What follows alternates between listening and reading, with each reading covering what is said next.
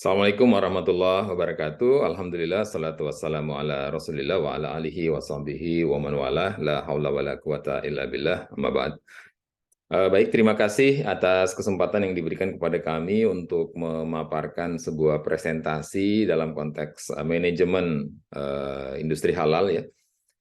Topiknya adalah judulnya ya, ini perjalanan rumah sakit berbasis syariah di Indonesia. Ya. Baik, kami langsung saja.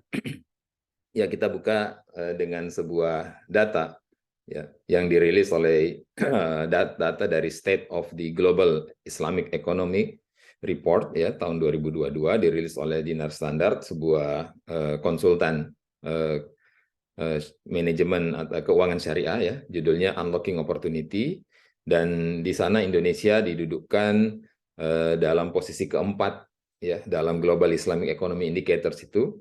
Ini juga menyampaikan sebuah pesan bahwa agenda industri halal ya yang dijalankan oleh Indonesia dengan cukup concern gitu ya, sebagai bagian dari program pemulihan ekonomi pasca COVID ini berjalan dengan baik ya. Sayangnya dia tidak mereview dengan detail ada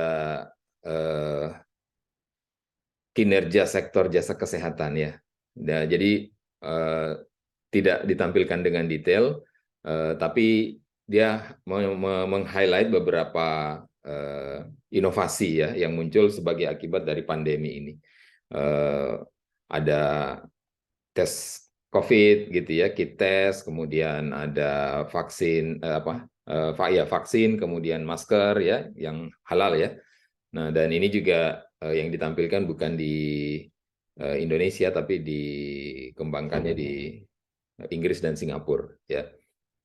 Ya, padahal jasa kesehatan ini kan jasa yang sangat berhadap-hadapan gitu ya dengan wabah COVID. Bukan hanya berhadap-hadapan dalam artian beresiko tinggi, tapi juga dia sejak awal memang diprediksi menjadi sektor yang akan meningkat gitu ya seiring dengan datangnya pandemi, karena demand orang terhadap kesehatan menjadi signifikan meningkat gitu.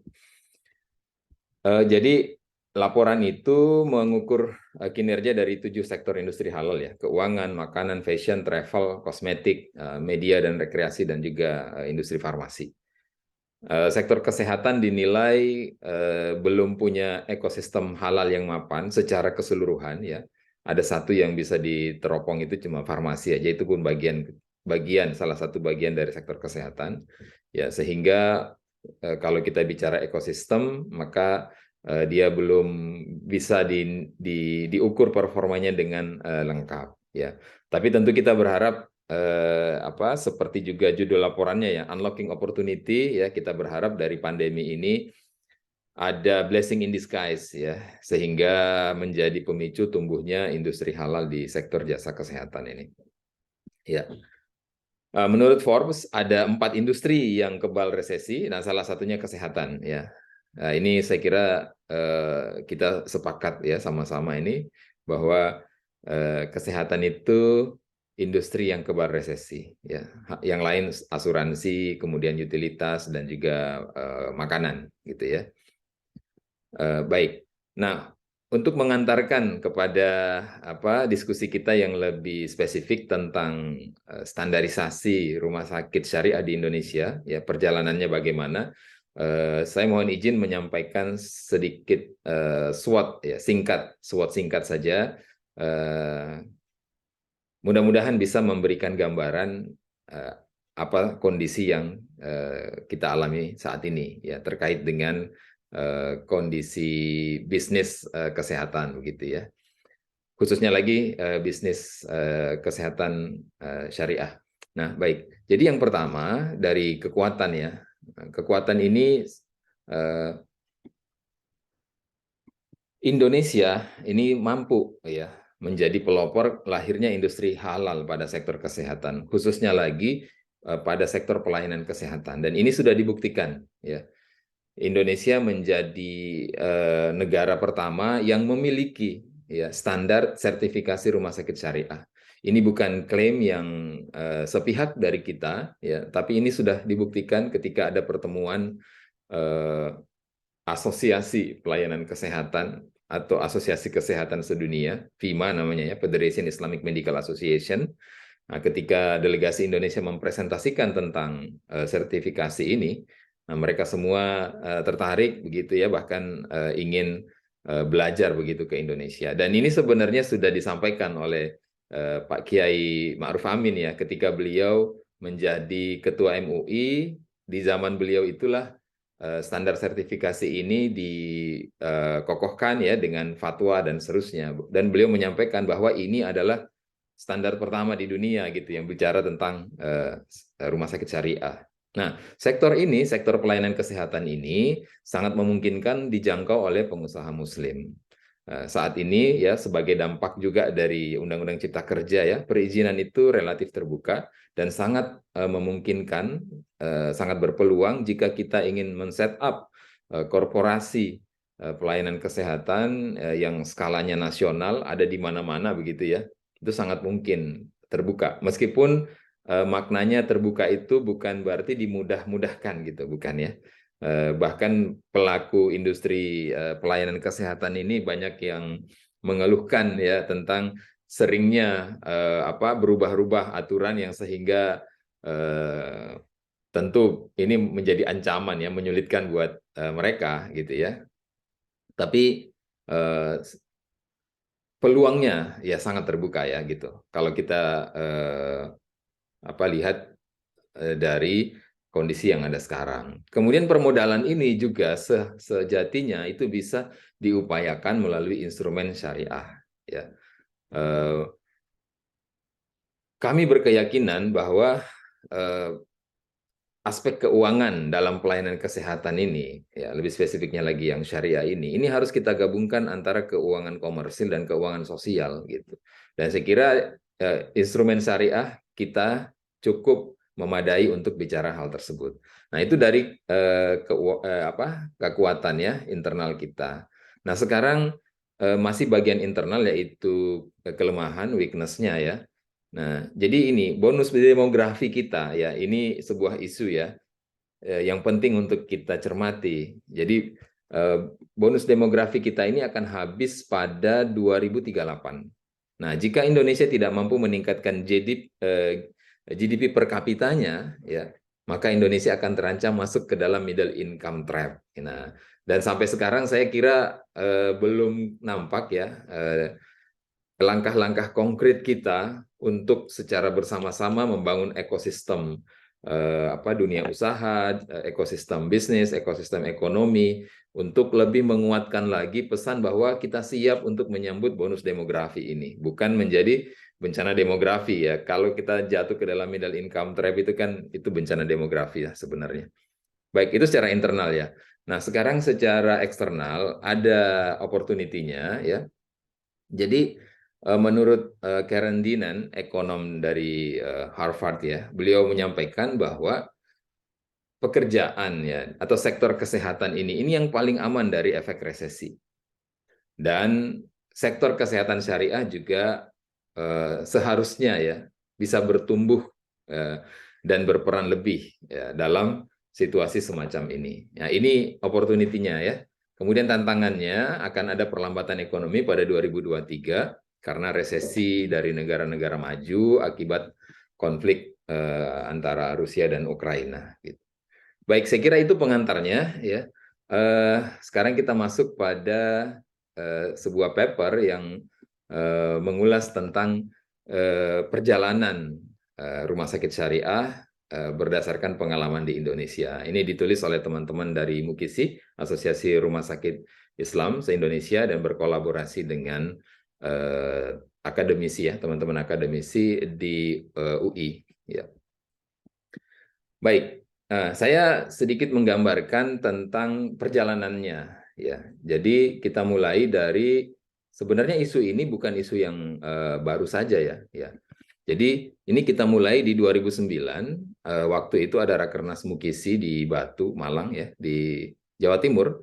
Ya, topik utamanya urgensi standarisasi rumah sakit Islam. Jadi kita berangkat dari isu ini sebenarnya, bahwa kita harus punya standar. Kalau kita bicara kita ini rumah sakit Islam, maka seharusnya kita punya standar. Nah, ini yang pertama kali didiskusikan di 2009 itu. Saya masih ingat saya menjadi sekretaris apa namanya penyelenggaranya gitu ya. Nah, kemudian berlanjut di 2012, jadi hasil-hasil dari 2009 itu terus di follow up, lalu kemudian pada rakernas berikutnya di 2012 di Banten ya, di Serang, lahirlah sebuah draft buku standar ya waktu itu. Kemudian dibahas kembali lebih intensif ya, dikaitkan dengan apa akreditasi rumah sakit yang juga ada di Indonesia. Lalu kemudian pada Rakernas 2015 di Bandung ya, kita dari Mukisi ya itu kemudian bisa melaunching buku standar dan instrumen sertifikasi rumah sakit syariah edisi pertama. Edisi pertama versi 1436. 1436 itu tahun hijriahnya gitu ya. Nah, ini digunakan di internal Mukisi, pilot project-nya adalah Rumah Sakit Islam Sultan Agung Semarang, Jawa Tengah, dan Rumah Sakit Nur Hidayah Bantul, DIY.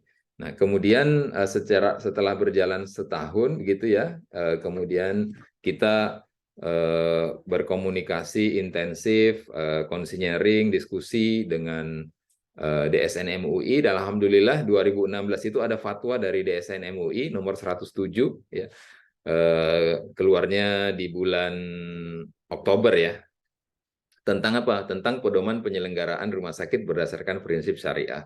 Lalu kemudian DSN MUI bekerja sama dengan Mukisi melakukan sertifikasi rumah sakit syariah. Kerjasamanya adalah Mukisi menyiapkan rumah sakitnya, melakukan pendampingan, kemudian setelah dianggap siap, merekomendasikan untuk dinilai oleh DSN MUI gitu. Nah, kemudian ini kita lakukan dan akhirnya alhamdulillah di 2017 ya, 2017 ada 2 rumah sakit yang bisa menerima sertifikasi rumah sakit syariah, menerima sertifikat maksudnya. Ya, 2 rumah sakit yang tadi menjadi pilot project itu kemudian menerima sertifikat dari DSN MUI di sini. Ya, waktu pilot project itu dia belum dapat sertifikat ya, karena Mukisi bukan badan yang berhak untuk atau punya otoritas untuk mengeluarkan sertifikat itu. Dan kemudian di 2017 itu dilakukan revisi pada standarnya. Sebenarnya bukan revisi yang berat sih ya, revisinya ringan-ringan saja, tapi kita memastikan ya, prosesnya itu memastikan dengan DSN MUI bahwa yang kita muat dalam standar yang kemarin itu boleh ya atau mungkin layak gitu ya, visible, layak untuk kita jadikan sebagai standar yang akan diterapkan ke banyak tempat ya. Kita sebut hasil komunikasi atau hasil konseling dan diskusi kita dengan DSN MUI itu sebagai edisi kedua. Edisi keduanya itu versi 1438. Lalu kemudian tahun 2021 ya, tahun lalu kita merilis, kalau ini konteksnya sudah DSN MUI ya. Jadi ada edisi ketiga versi 1441. Jadi kalau sebelumnya draftnya disiapkan oleh Mukisi, lalu draft itu kita bawa ke DSN MUI, dibahas cukup lama, ada cukup hati-hati ya, sangat berhati-hati DSN MUI membahas itu, lalu kemudian ditetapkan menjadi standar. Nah, alhamdulillah ya, kalau di 2018 ya, ketika paper ini dipublikasikan, saat itu ada 10 rumah sakit yang telah menerima sertifikat rumah sakit syariah. Ya, sebagian besarnya terkonsentrasi di Jawa dan sebagian besarnya juga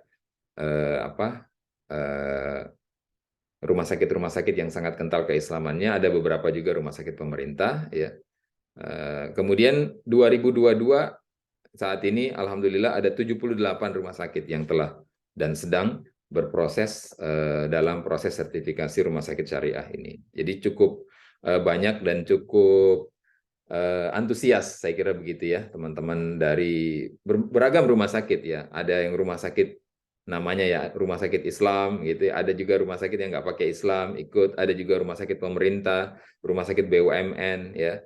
Ya bahkan tempo hari kami dapat kabar ada rumah sakit di luar negeri ya, di Hong Kong waktu itu yang juga tertarik ya. Namun terus terang aja dengan adanya pandemi kita melambat nih urusan sertifikasi ini. Baik, ini saya sedikit meng-highlight tentang apa yang sudah dikeluarkan oleh DSN MUI di Oktober 2016 dalam fatwa yang tadi sudah saya sampaikan itu, ya, bahwa ada 4 aspek yang ditekankan agar rumah sakit ini memenuhi prinsip ya, sebagai rumah sakit syariah, yaitu akadnya, ya, akad-akad di sini dalam arti yang lebih luas ya, akad SDM, akad supplier, ya, akad-akad dengan internal, eksternal gitu ya. Kemudian pelayanan, ya, aspek pelayanannya, pelayanan pasien tentunya ya, kemudian makanan dan obat yang halal, ya. Sudah ada LPPOM MUI ya yang spesifik mengawal untuk makanan dan obat ini, dan untuk itu rumah sakit syariah diminta untuk mengikut saja dengan yang sudah ada, tidak perlu membuat sendiri mekanismenya. Kemudian pengelolaan keuangan, ya, pengelolaan keuangan ini dari perbankan, dari asuransi, dari permodalan rumah sakit, dari transaksi harian itu memang diarahkan untuk bisa bekerja sama dengan perbankan dan asuransi syariah begitu. Ya. Baik, ini sedikit gambaran tentang perubahan ya. Karena kita bicara perjalanan, saya kira penting ya untuk disampaikan perubahannya. Dari posisi di 2017, ini ketika paper tersebut dipublikasikan, ada 172 elemen ya yang dinilai. Ya. Dari atas itu ya ada 5 maqasid syariah, itu merupakan dasarnya ya. Kemudian ada 2 kelompok standar, standar manajemen syariah dan standar pelayanan syariah. Ya. Untuk standar manajemen syariah itu ada 6 substandar lagi, atau standar syariah kita menyebutnya. Kemudian ada di standar pelayanan syariah itu ada 7 standar syariah ya. Ada 175 elemen penilaian. Nah, kemudian di 2021 ya, saat ini yang sedang digunakan ini adalah edisi ketiga versi 1441. Oh ya, yang edisi pertama kurang lebih sama dengan ini ya. Tidak begitu banyak perubahan ya. Kami hanya menambahkan beberapa penguat-penguat yang kaitannya dengan dalil, kemudian konsep-konsep yang syariahnya begitu. Dasarnya masih sama, 5 maqasid syariah, 2 kelompok standar, tapi ada perubahan ya. Di sini standar manajemen syariahnya tetap, yang ada pengurangan itu di standar pelayanan syariahnya. Ada yang dikurangi 1, dimasukkan ke dalam standar yang lain. Elemen penilaiannya bertambah, jadi ada 201, sebelumnya 175. Ya, ini mengirim pesan bahwa kita juga terus berusaha untuk meningkatkan standar gitu. Kemudian ini ada 5 hal, 5 keunggulan ya rumah sakit syariah yang membuatnya beda dari rumah sakit lain. Ya. Yang pertama, dia rumah sakit ini atau orang-orangnya ini memahami prinsip dasar syariah itu seperti apa, gitu ya.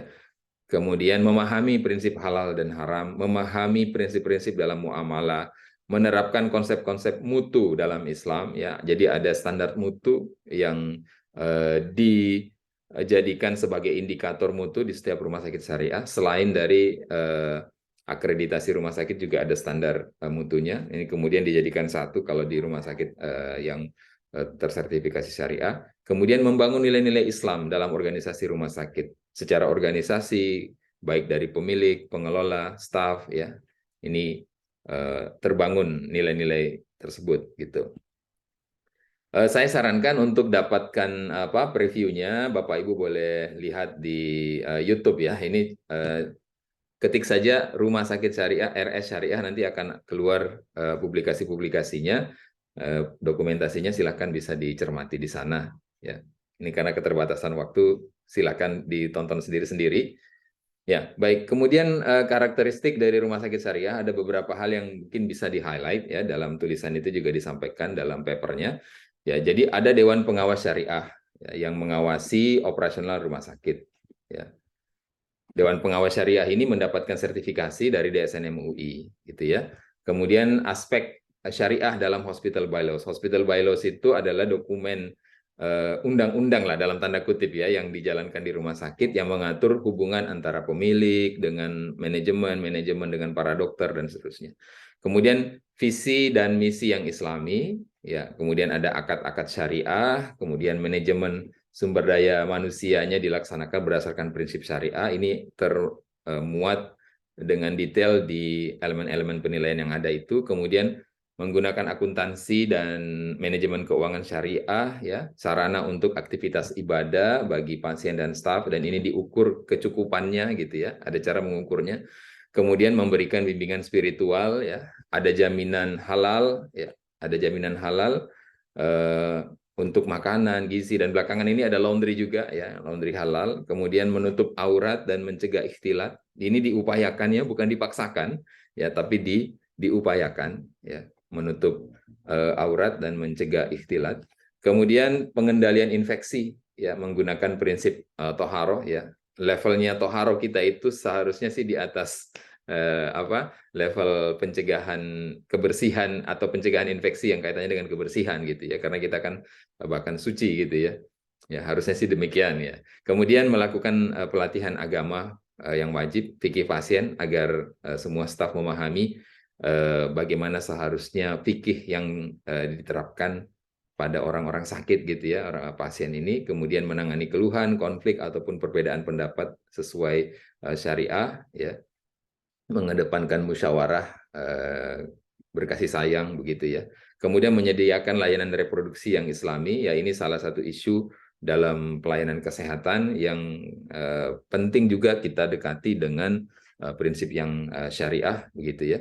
Kemudian membayar zakat untuk membantu pasien yang membutuhkan, dan belakangan sudah cukup kuat juga pesannya bahwa selain zakat itu adalah wakaf ya, dan wakaf ini menjadi unsur yang saya kira sangat menarik untuk kita kembangkan ke depan